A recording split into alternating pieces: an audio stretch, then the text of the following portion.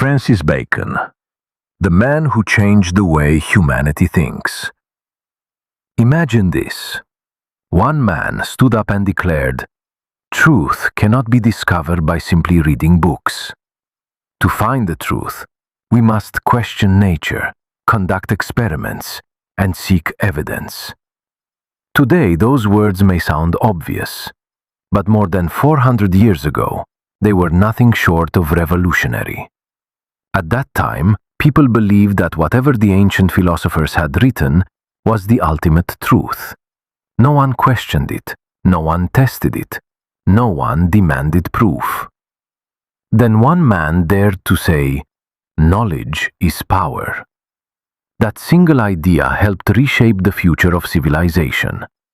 His name was Francis Bacon, the man remembered as the father of the English essay, the pioneer of the scientific method, and one of the greatest thinkers whose ideas laid the foundation for modern science. Today we explore the incredible story of his life. Early life. January 22, 1561. In a noble family in London, England, a boy was born. His name was Francis Bacon. His father, Sir Nicholas Bacon, was one of Queen Elizabeth I's most trusted advisors and served as Lord Keeper of the Great Seal. His mother, Anne Cook Bacon, was an exceptionally educated woman, fluent in both Latin and Greek. From an early age, Francis grew up surrounded by learning, politics, and intellectual debate. His extraordinary intelligence amazed everyone around him. At just 12 years old, he entered Trinity College, Cambridge. While most children his age spent their days playing, Francis immersed himself in philosophy, history, mathematics, and the writings of the ancient Greek philosophers. But it was here that he began the first great rebellion of his life. The First Rebellion. During his years at Cambridge, Bacon noticed something disturbing. For centuries, the university had been teaching the same old philosophical doctrines. The ideas of the Greek philosopher Aristotle were accepted as unquestionable truth. But young Francis asked a dangerous question. Has anyone ever tested these ideas? He realized that memorizing books could never create new knowledge. To truly understand the world, people had to observe nature, they had to experiment, they had to admit when they were wrong, and they had to gather evidence again and again.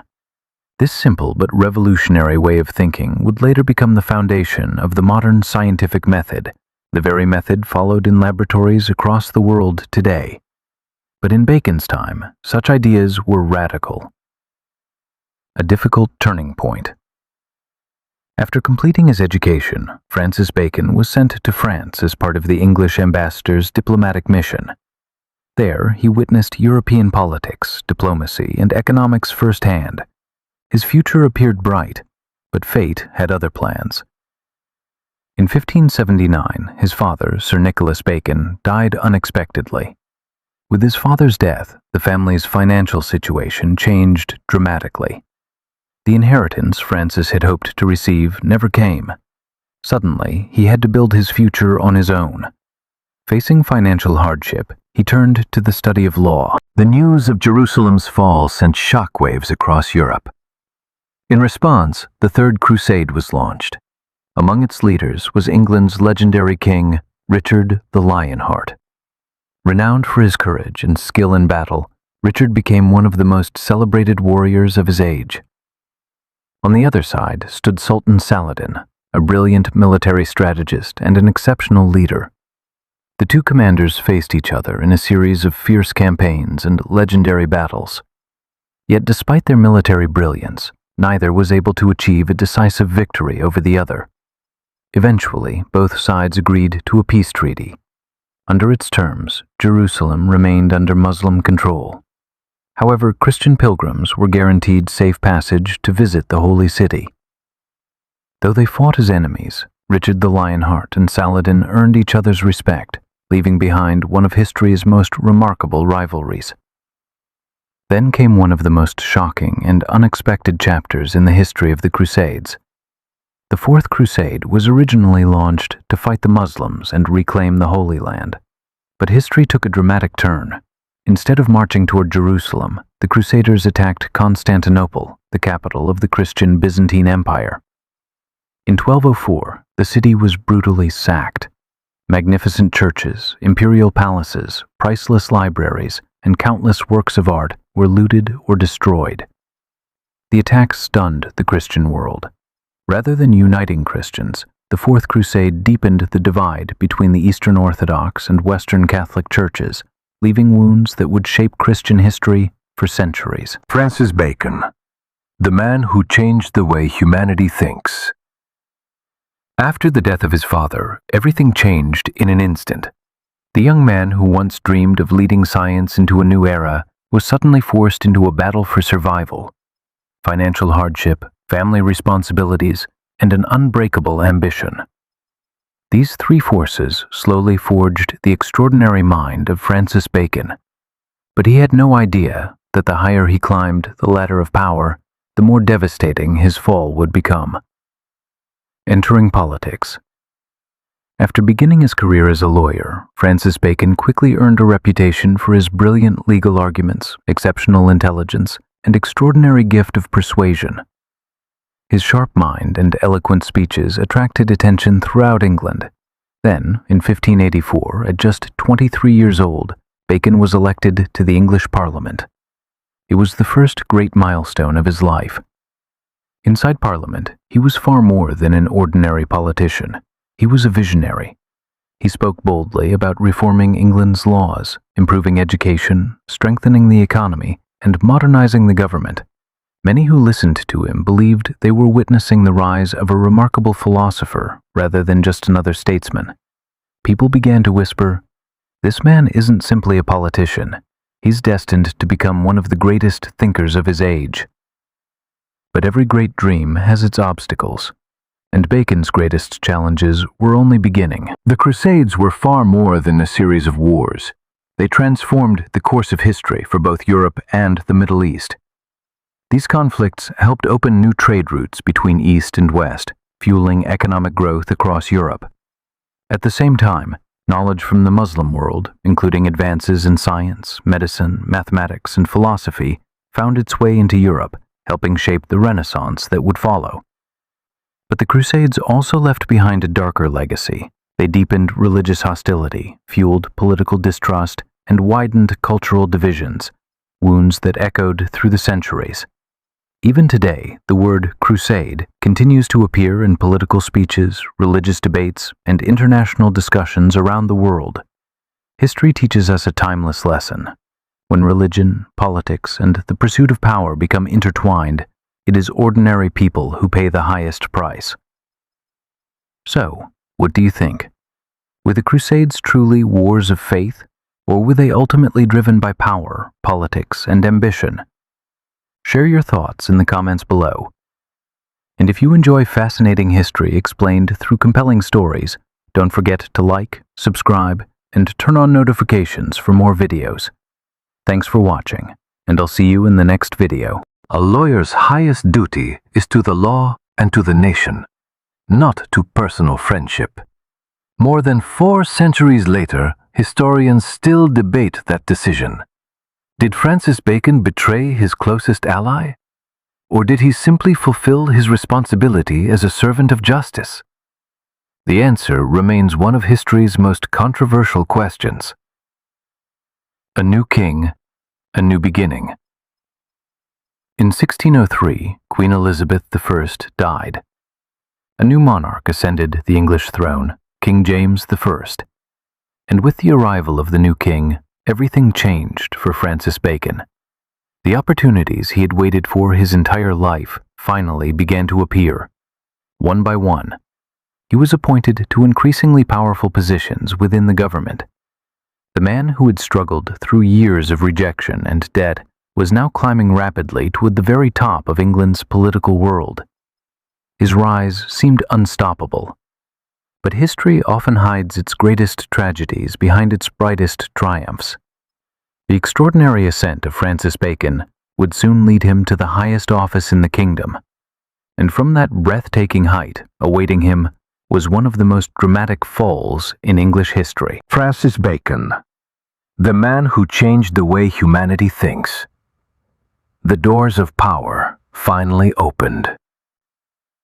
Under the reign of King James I, Francis Bacon's fortunes began to change. One by one, he was appointed to some of the highest offices in England. Yet despite the prestige and influence that surrounded him, there was something he valued even more than power: knowledge. Bacon firmly believed, the more knowledge a nation possesses, the greater its power. That belief would eventually give birth to an idea that transformed modern science forever. At the peak of power. In 1607, Bacon was appointed Solicitor General of England. In 1613, he became Attorney General.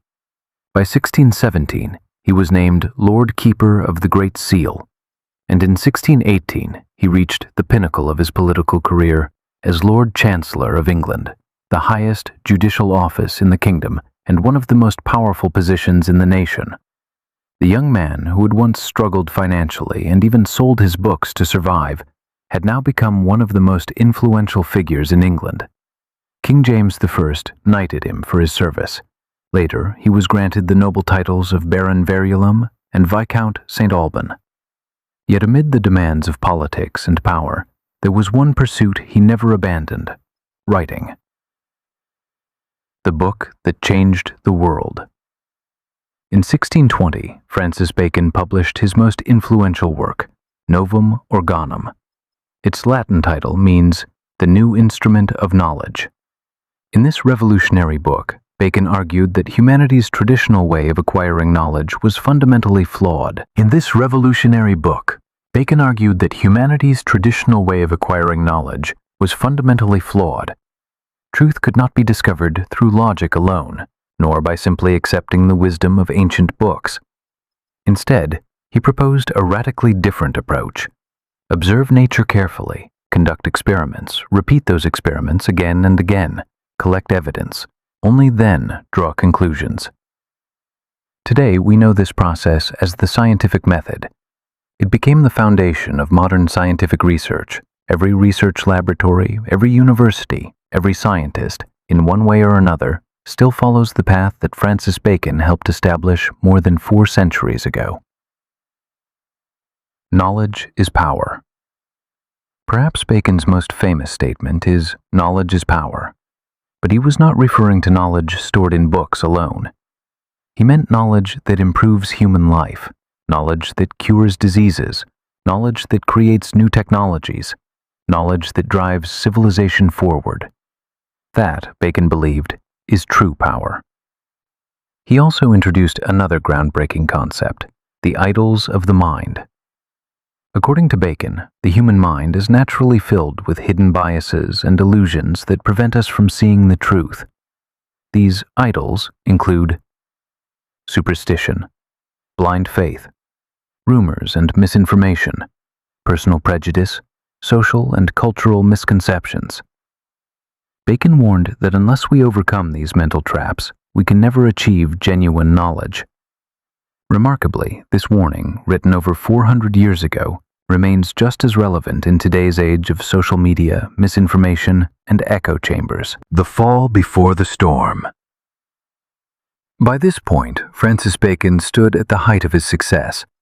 He was England's most powerful judge, one of Europe's greatest philosophers, and his writings were reshaping the way humanity understood knowledge itself. It seemed nothing could stop him now. But then, everything changed. A devastating accusation shook the foundations of his life. He was charged with accepting bribes. The man who had devoted his life to the pursuit of truth, was he truly corrupt? Or had he become the victim of a ruthless political conspiracy? The answer would determine not only his fate, but also how history would remember one of the greatest minds the world has ever known. Francis Bacon, the man who changed the way humanity thinks. There was a time when Francis Bacon stood among the most powerful men in England. He served as the Lord Chancellor, the highest judicial office in the kingdom. The king trusted him, The nation's laws were administered under his authority. Across Europe, he was celebrated not only as a statesman, but also as one of the greatest philosophers and thinkers of his age. But history teaches us one lesson again and again. Reaching the peak of power is difficult. Remaining there is even harder. The fall from power. In 1621, the greatest storm of Francis Bacon's life arrived. The English Parliament accused him of accepting gifts and money from parties involved in legal cases. In total, 23 charges were brought against him. By today's standards, these would clearly be considered corruption. However, in the early 17th century, it was common for judges to receive gifts from litigants as part of established social custom. Yet one critical question remained. Did those gifts influence his judgments? Bacon firmly denied that they had. He admitted accepting gifts, but insisted that no verdict had ever been bought. His famous defense has echoed through history. I have taken gifts, but I have never sold justice. But politics was moving in a different direction. Parliament found him guilty. He was stripped of his office as Lord Chancellor. He was fined a massive sum. For a short time, he was even imprisoned in the Tower of London. Although King James I later pardoned him and cancelled the fine, the doors of political power were closed to him forever. A new beginning through knowledge. Many believed that Francis Bacon's life was over. Instead, it became the most creative chapter of his career. Leaving politics behind, he devoted himself entirely to writing, philosophy, and scientific thought. During these final years, he produced some of his greatest works, including The History of Henry VII, New Atlantis, an expanded edition of his famous essays. Among them, New Atlantis was especially remarkable. In this visionary work, Bacon imagined a society where scientists dedicated their lives to research for the benefit of humanity. A nation where scientific institutions would become the greatest source of strength and progress. Astonishingly, his vision closely resembles today's universities, research laboratories, and national science academies. It was as though, 400 years ago, Francis Bacon had already glimpsed the future. A death that reflected his philosophy. In the winter of 1626, an unusual question came to Bacon's mind. Could ice preserve food? Rather than searching for the answer in books, he decided to test it himself. He stuffed a chicken with snow and ice to observe whether cold could prevent decay. During the experiment, he spent too long in the freezing weather. He soon became seriously ill. Pneumonia followed, and just a few days later, on April 9, 1626, at the age of 65, Francis Bacon passed away. There is something profoundly symbolic about his death. The man who spent his entire life telling the world, "Seek truth through experiment," took his final breath while conducting a scientific experiment of his own. An immortal legacy. Today, more than 4 centuries after his death, Francis Bacon lives on. Not merely in the pages of history, but in every research laboratory, every university, and in the mindset of every scientist who seeks evidence before belief. He never discovered the law of gravity like Newton. He never developed the theory of relativity like Einstein. But he taught humanity something even more fundamental: how to discover the truth. He taught us, do not believe blindly. Ask questions, observe carefully, experiment, gather evidence, and only then draw your conclusions. That is why Francis Bacon is remembered as one of the founding pioneers of modern scientific thinking, and his immortal words continue to inspire the world. Knowledge is power. Even today, those 3 words remind us that true strength does not lie in weapons, nor in wealth, nor even in political power. True power lies in knowledge. What do you think? Do you believe Francis Bacon was genuinely guilty of corruption, Or was he the victim of political rivalry and circumstance? Share your thoughts in the comments below. If you enjoyed this documentary, don't forget to like, share, and subscribe for more fascinating stories from history. We'll be back soon with another incredible journey into the lives of history's most remarkable figures. Thank you for watching.